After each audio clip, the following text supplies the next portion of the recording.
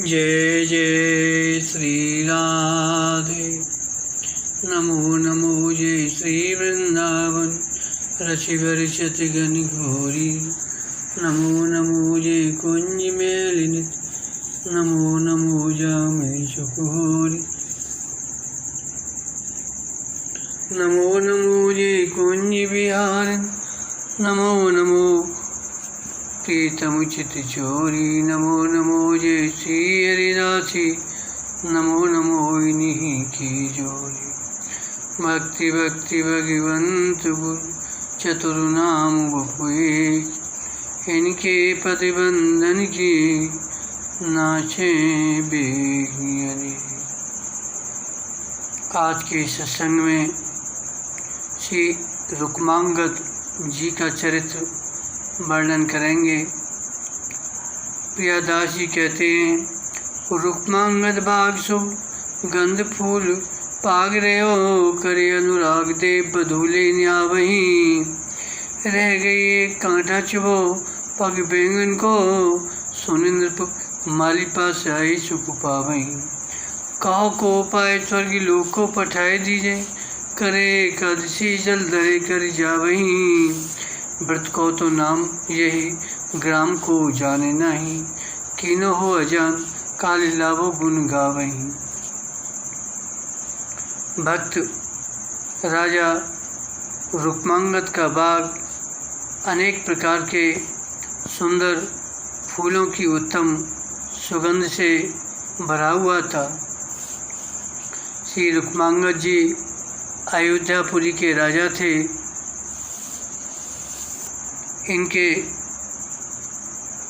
बाग से प्रभावित होकर मनोरंजन करने और फूलों को लेने के लिए स्वर्ग की अप्सराएं भी आती थीं। दैवयोग से एक दिन एक अप्सरा के पैर में बैंगन का कांटा चुभ गया। इससे उसका पुण्य क्षीण हो गया। वह उड़कर स्वर्ग को न जा सकी, बाग में ही रह गई। उसका नाम था उर्वशी। बैंगन का कांटा चुभने से उसका पुण्य क्षीण हो गया था। वह पुनः स्वर्ग को न जा सकी, क्योंकि शास्त्रों में बैंगन को बहुत निषिद्ध माना गया है। यो भक्ष्यति प्रतांकम तस्यो दूरतरो हरि। जो बैंगन खाते हैं उनसे श्री हरि बहुत दूर अवस्थित रहते हैं। यहाँ सुगंधित पुष्पों को देखकर आकाश मार्ग से जाती हुई अप्सराएं उस बाग में आती थीं और वहाँ विहार करती तथा पुष्प ले जाती। बाग के माली बड़े हैरानी में पड़ गए कि सायंकाल को बहुत सी कलियां दिखाई देती हैं, परंतु प्रातःकाल एक भी फूल नहीं मिलते। राजा भी यदा कदा पूछते थे, आप फूल नहीं खिलते हैं क्यों? माली इसका उत्तर नहीं दे पाता था। बहुत सावधानी रखने पर भी जब वे नहीं जान सके कि कौन फूलों को ले जाता है, तो वे निश्चय कर लिए कोई दैवी शक्ति अदृश्य रूप से फूलों को ले जाती है, पर कौन है यह समझ नहीं सके।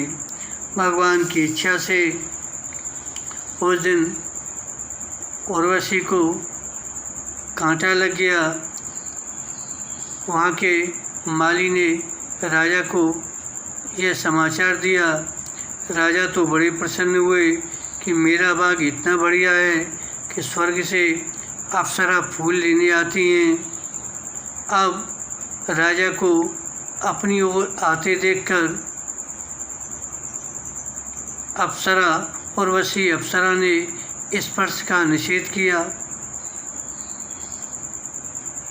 उसे भय था कि कहीं राक्षसी प्रवृत्तिवश मुझे महल में ले चलने का उद्योग न करें, कारण कि ये तो देव भोग्या हैं, मनुष्य का इनको भोगने का अधिकार नहीं है।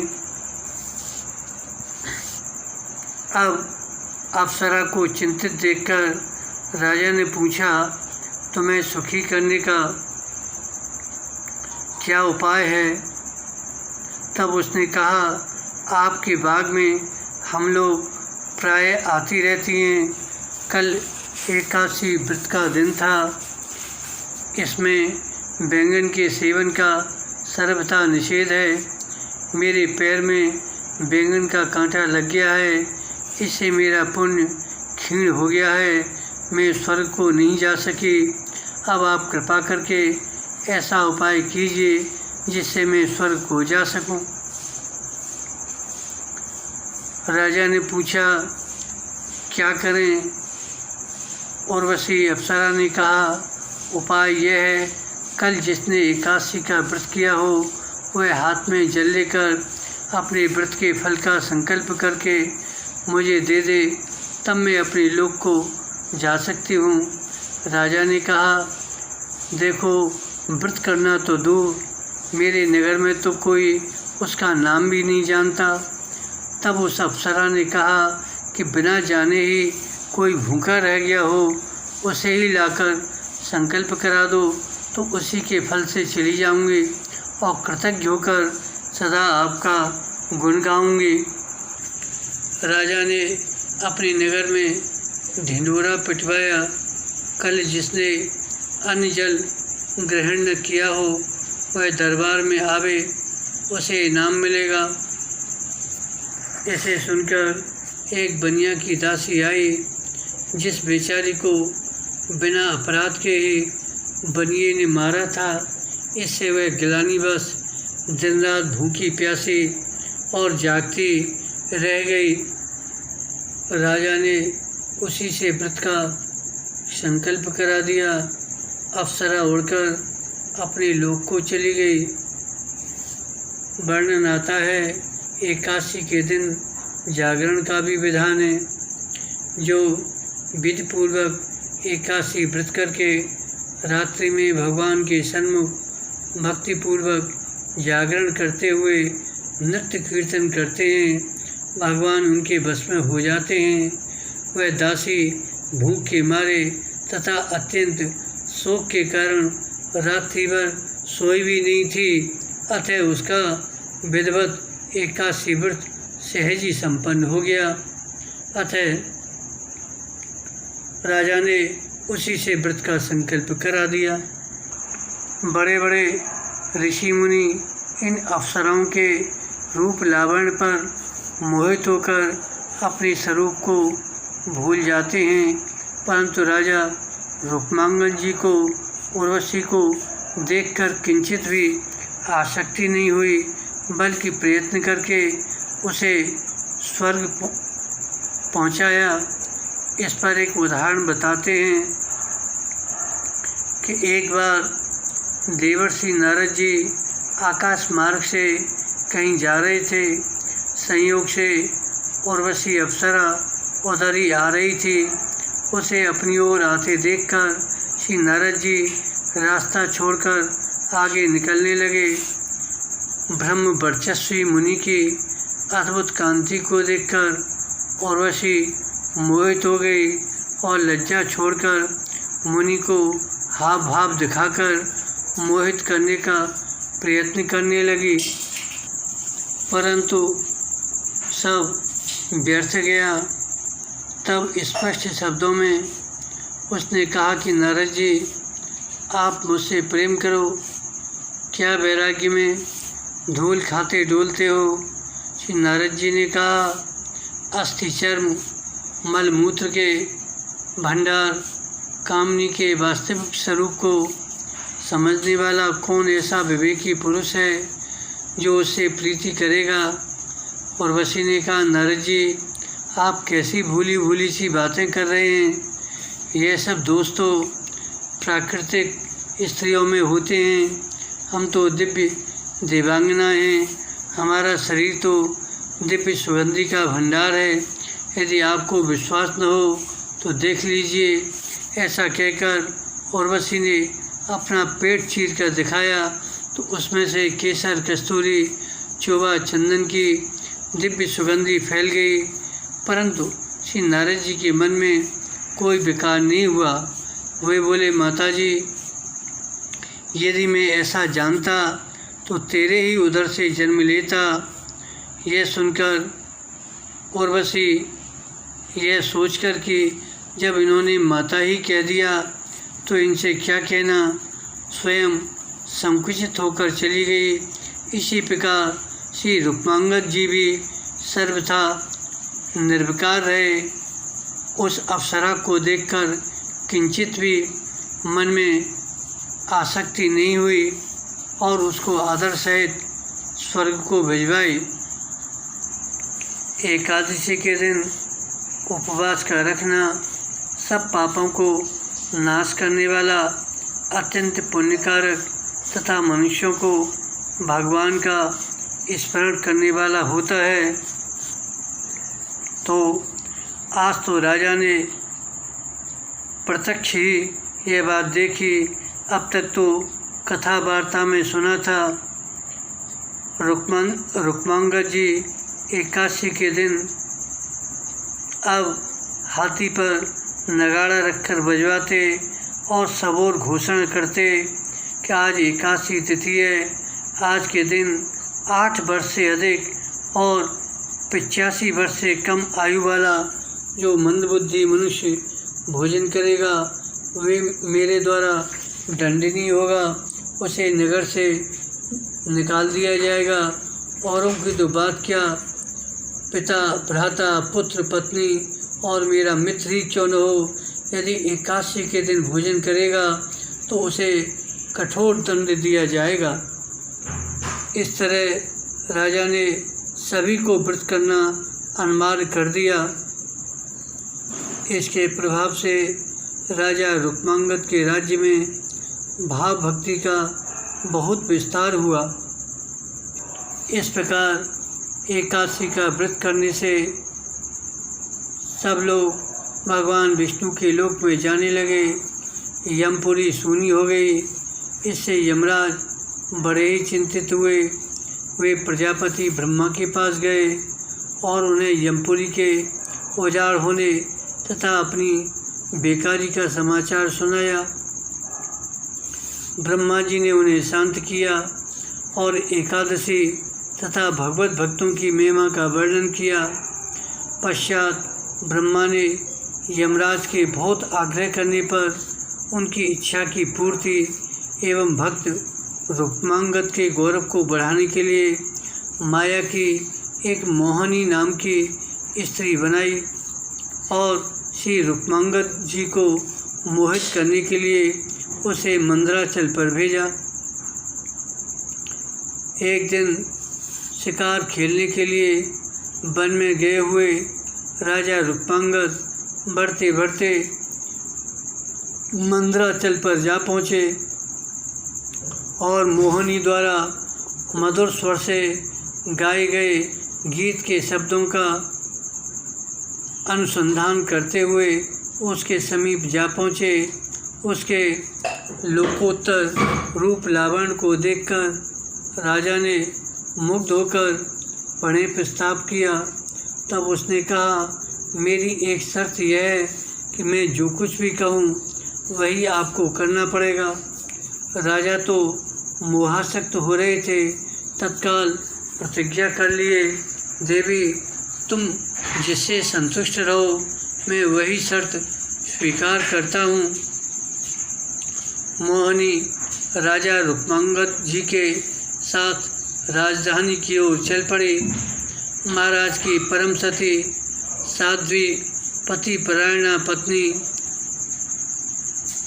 संध्यावली तथा मात्र पितृभक्त राजकुमार अंगद ने बड़े उत्साह के साथ दोनों का स्वागत किया। दिन बड़े सुख से बीतने लगे। अंत में एकादशी का पुण्य पर्व आया। शहर में ढिंढोरा पीटा जाने लगा। कल एकादशी है, सावधान, कोई भूल से भी अन्न न ग्रहण करे। मोहिनी के कानों में ये शब्द पहुँचे। उसने महाराज से पूछा, यह कैसी घोषणा है? रुक्मांगद जी ने सारी परिस्थिति बतलाई। स्वयं भी व्रत करने के लिए तत्पर होने लगे। मोहिनी ने कहा, महाराज, आपको मेरी एक बात माननी होगी। राजा ने कहा, प्रिय, यह तो मेरी प्रतिज्ञा ही है, तुम निसंकोच हृदय की बात कहो। मोहिनी ने कहा, आप एकादशी व्रत न करें। अब तो महाराज यह सुनकर स्तब्ध हो गए। बहुत संभल कर बोले, मोहिनी, मैं तुम्हारी सब बात मानने के लिए तैयार हूँ और मानता ही हूँ, परंतु देवी, मुझसे एकादशी व्रत छोड़ने के लिए मत कहो, यह मेरे लिए नितांत असंभव है। तब मोहिनी ने कहा, यह तो हो ही नहीं सकता, आपने स्वयं ऐसी प्रतिज्ञा की है, फिर आप अपनी की हुई प्रतिज्ञा से टली कैसे सकते हैं। रुक्मांगद जी ने कहा, तुम किसी भी शर्त पर यह व्रत करने की आज्ञा मुझे दो। तब मोहिनी बोली, यदि ऐसी बात है तो आप अपने हाथ से अपने प्रिय पुत्र धर्मांगद का सिर काटकर मुझे दे दीजिए। अब तो रुक्मांगद जी बड़े धर्म संकट में पड़ गए। श्री धर्मांगद जी को जब यह बात मालूम हुई तो वे पिता के समक्ष सिर झुकाकर बारंबार पिताजी से अपना सिर काटने के लिए अनुरोध करने लगे। धर्मांगद जी ने पिता को समझाया, पिताजी, मेरे लिए इससे बढ़कर सौभाग्य का अवसर नहीं मिल सकता। आज मैं धन्य हुआ जो अपना सिर देकर पिताजी की प्रतिज्ञा और माता का मनोरथ पूर्ण करूँगा। महारानी श्री संध्यावली जी ने भी धर्मांगद के वचनों का समर्थन किया। राजा रुक्मांगद जो ही तलवार चलाने को प्रस्तुत हुए कि पृथ्वी कांप उठी। साक्षात भगवान श्री हरि वहाँ प्रकट हो गए और अपने श्री करकमल से राजा का हाथ पकड़ लिया। बोले, चलो धाम मऊ बैठ विमाना, अब हमारे धाम को चलो। रुक्मांगद जी ने कहा, इकलो नहीं जयूँ भगवाना, अवधपुरी की प्रजा हमारी, मोकू एह प्रांते प्यारे। तब सब कहें संग ले असुरारी, गए धाम यह पुरी उघारी। इस तरह भगवान के कहने से प्रजा सहित राजा भगवान के धाम को गए।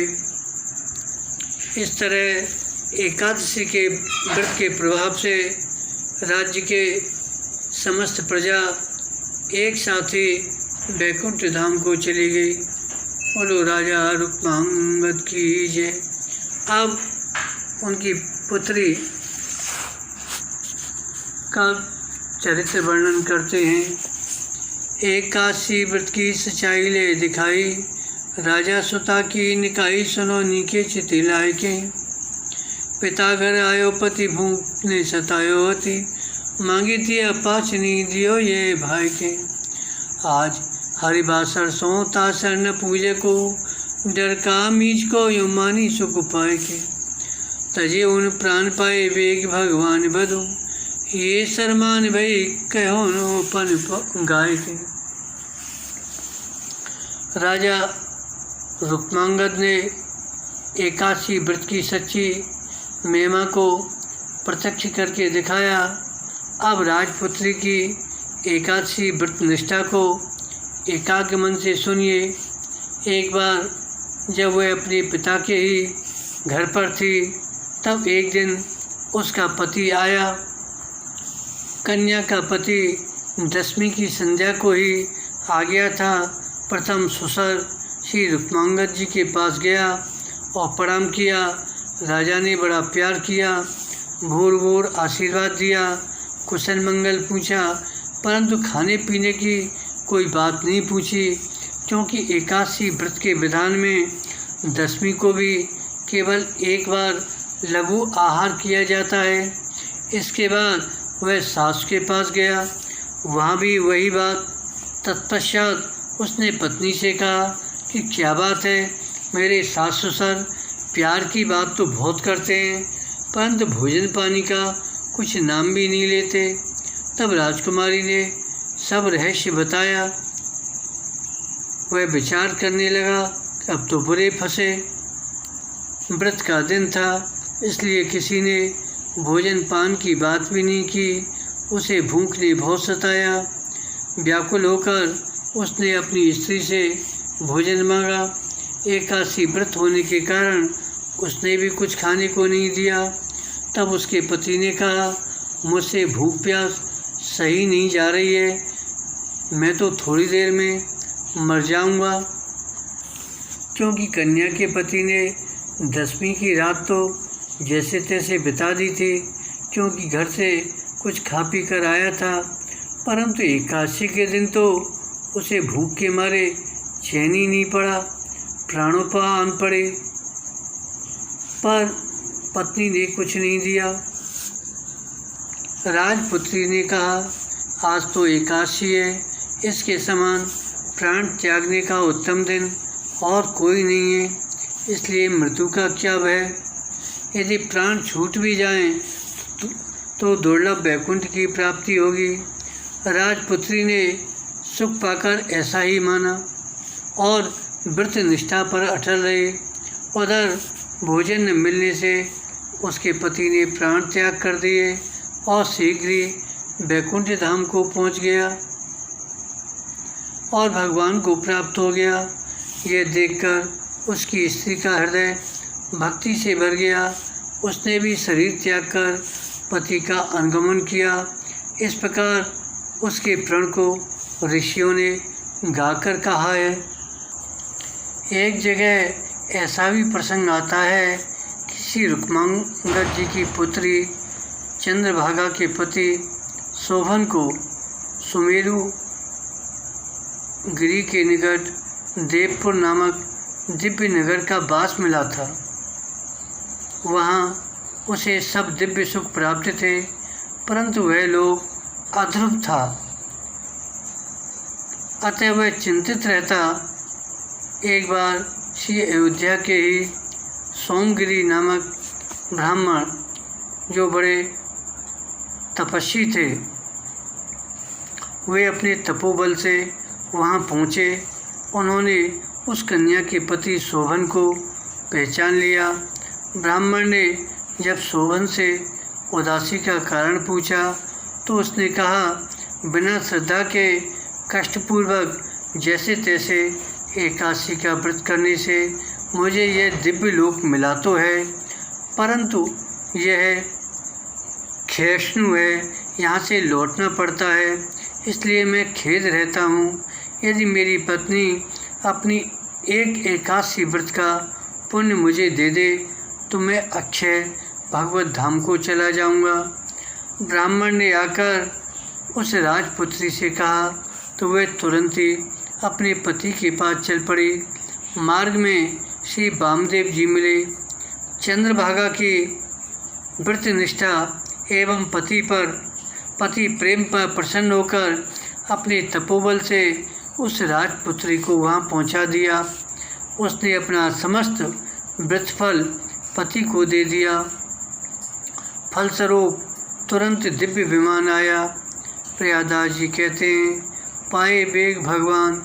तब शोभन ने कहा, मैं तो सर्वथा विमुख था, परंतु पत्नी के पुण्य प्रताप से भगवत धाम का अधिकारी बना, अतः मैं उसके बिना अकेले ही नहीं जा सकता।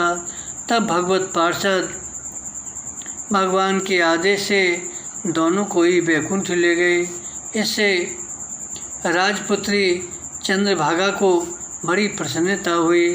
धन्य है एकादशी व्रत की महिमा। आगे बताते हैं एकादशी की उत्पत्ति का वर्णन। सतयुग में शंखासुर का पुत्र मुरु नामक दैत्य हुआ। शंखासुर को भगवान विष्णु ने मार डाला। इससे मुरु को बड़ा दुख हुआ और इसका बदला लेने के लिए वन में जाकर उसने घोर तप किया। उसके तप से संतुष्ट होकर ब्रह्मा जी ने उसके पास आकर उससे वर मांगने को कहा। यह सुनकर मोर बोला, हे नाथ, देवता, दैत्य, मुनि, मनुष्य, शिव, विष्णु और लोकपाल, दिक्पाल आदि जहाँ तक आपकी सृष्टि है, मुझसे कोई युद्ध में जीत न सके, ऐसा ही हो। कहकर ब्रह्मा जी अपने लोक को चले गए। मुरु ने वर पाकर सभी लोकपालों को जीतकर समस्त लोकों पर अधिकार कर लिया। वहाँ अपने दैत्य नियुक्त कर दिए। दुखी देवता श्री शिव जी के पास गए। श्री शिव जी सबको लेकर भगवान विष्णु की शरण में गए। देवताओं की स्तुति की। भगवान ने प्रसन्न होकर देवताओं को आश्वासन दिया और स्वयं देवताओं एवं पार्षदों की सेना सजाकर युद्ध के लिए चल पड़े। मुर दैत्य ने भी अपनी सेना सजाकर युद्ध का डंका बजवा दिया। घोर युद्ध किया। देवताओं और दैत्यों को प्रबल देखकर भगवान विष्णु ने युद्ध समाप्ति की इच्छा से मुर पर चक्र सुदर्शन का प्रहार किया, परंतु वरदान के कारण उस दुर्दांत दैत्य ने आहत तक नहीं की। चक्र लौट आया। लज्जित होकर देवताओं में अब तो हाहाकार मच गया। तब भगवान ने दूसरी लीला की। युद्ध छोड़कर भाग चले। मुर ने पीछा किया।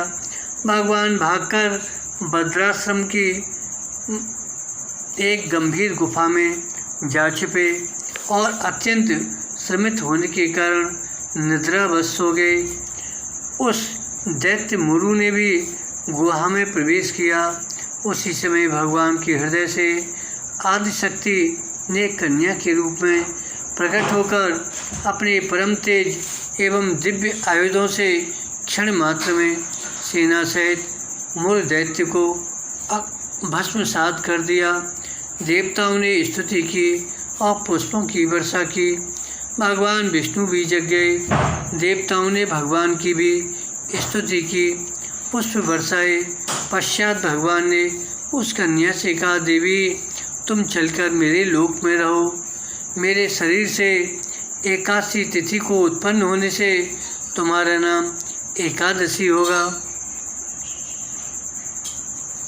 तुम अष्ट सिद्धियों, नवोनिधियों, सभी प्रकार की मुक्तियों एवं मुझ परमात्मा में दुर्लभ प्रेम तथा मुझको भी प्राप्त कराने वाली होगी। नियम पूर्वक व्रत करके जो नर नारी तुम्हारा पूजन करेंगे, उनकी समस्त मनोकामनाएं सिद्ध होंगी। एकादशी व्रत 3 दिनों में साध्य होने वाला बतलाया गया है। दशमी से व्रत का उपक्रम होता है और द्वादशी को पूर्ण होता है। इन 3 दिनों में दशमी में 10, एकादशी में 11 और द्वादशी में 12 नियम अवश्य पालनीय हैं। दशमी के दिन कांसे के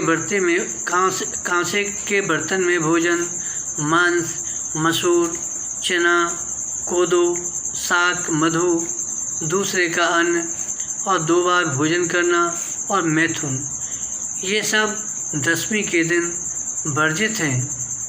और एकादशी के दिन जुआ खेलना, नींद लेना, पान खाना, दातुन करना, चोरी करना, हिंसा करना, मैथुन करना, क्रोध करना और झूठ बोलना, ये 11 कार्य एकादशी को वर्जित हैं। आगे बताते हैं, कांसे का बर्तन, मांस, मदिरा, मधु, तेल, झूठ बोलना, व्यायाम करना, परदेश में जाना, दोबारा भोजन, मैथुन, जो स्पर्श करने योग्य न हो उसका स्पर्श करना और मसूर खाना, ये 12 चीज़ें द्वादशी को न करें। दशमी के दिन पूर्वाह्न में एक बार हविष्यान्न भोजन करना चाहिए। इसके बाद फिर कुछ नहीं खाना पीना चाहिए। एकादशी के दिन ब्रह्म मुहूर्त में उठकर प्रातःकालीन कृत्य से निवृत्त होकर स्नान करके भगवान की प्रसन्नता के उद्देश्य से व्रत उपवास का संकल्प लेकर अपना नित्य नियम करने के अनंतर भगवान की षोडोपचार विधि से पूजन करनी चाहिए। फिर स्तुति प्रणाम करके संपूर्ण दिवस भगवान नाम संकीर्तन जप स्वाध्याय में लगाना चाहिए। रात्रि में जागरण करें, निर्जल व्रत करना उत्तम कहा गया है। यदि ऐसा न हो सके तो स्वल्प मात्रा में एक बार दूध अथवा फल लेना चाहिए। द्वादशी के दिन पूर्ववत सेवा पूजा करके भगवान का चरणामृत लेके कम से कम एक ब्राह्मण को भोजन कराकर व्रत का पारायण करना चाहिए। ऐसा ब्रह्म वैवर्त पुराण में आया है। बोलो एकादशी महारानी की जय, भक्त भगवान की जय, राजा रुक्मांगद जी की जय, राजा रुक्मांगद जी की पुत्री की जय। जय जय श्री राधे, जय जय श्री राधे।